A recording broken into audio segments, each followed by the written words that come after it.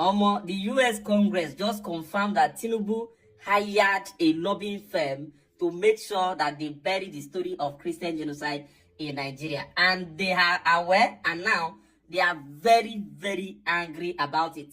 Listen to what is going on in the US now. This next election, 2027 election, Tinubu might not, let me not talk, listen.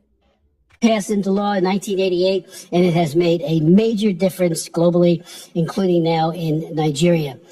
We can't take our eyes off of that. I just want to say to my colleagues, to all of us, I'm deeply concerned that Nigeria has hired the K Street lobbying firm, DCI, to the tune of $9 million. $750,000 a month. And a billionaire, has entered into a $120,000 a month contract with Valcor to influence Congress and the executive branch. And Ambassador, you know as well as I over these many years, because you have fought this fight. They hire these firms, they come up with their very well written talking points to say, nothing to see here. Whether it be Haiti, China does it better than anyone else, or worse, really, is what it is. We saw it with Romania. I remember during the years of Nicholas Ceausescu, and I led the effort on that, along with Frank and you, Sam, Mr. Ambassador. And they always had these lobbying firms that said, Ceausescu's a good guy. He has all these churches that he has opened. He was torturing Christians. And the book that got me into religious freedom myself was Torture for Christ by Richard Wurmbrand, who talked about the duplicity and unfortunately, how these firms are just so good at advocating for their client. Well, advocate for freedom and end to religious persecution. I have many other things I'd say, but I want to cut it off here. And I do want to thank, again, all of you for being here. I'd like to yield to my good friend, Ranking Member Jacobs, for any comments you might have. Thank you, Mr. Chairman. And thank you, all the witnesses, for testifying before the subcommittee on this important. The question some of us are asking is, why didn't Tinubu use that $9 million to maybe build police station around every village that is vulnerable to this attack?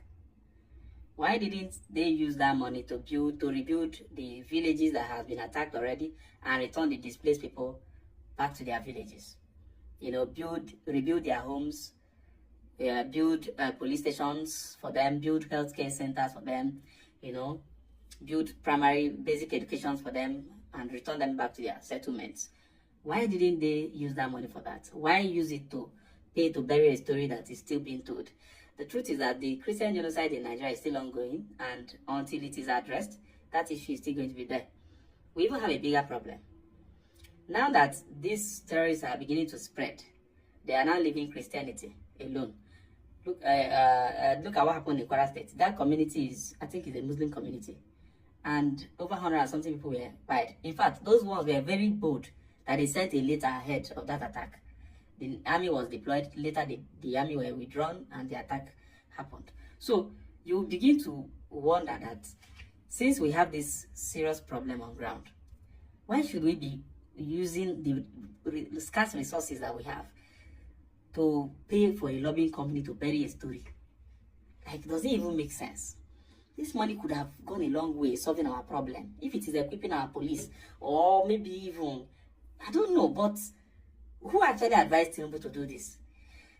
Some people say it is good to have it, to do this because it can protect the image of the country. But I think if you, it's just like trying to cover the whole story with a good one.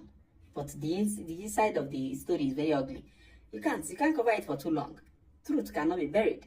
It's just a matter of time and it will germinate somewhere else. So this whole thing doesn't even make sense. Now look at how it has turned out. The money is now gone. The result is not achieved. You can't seek for refund.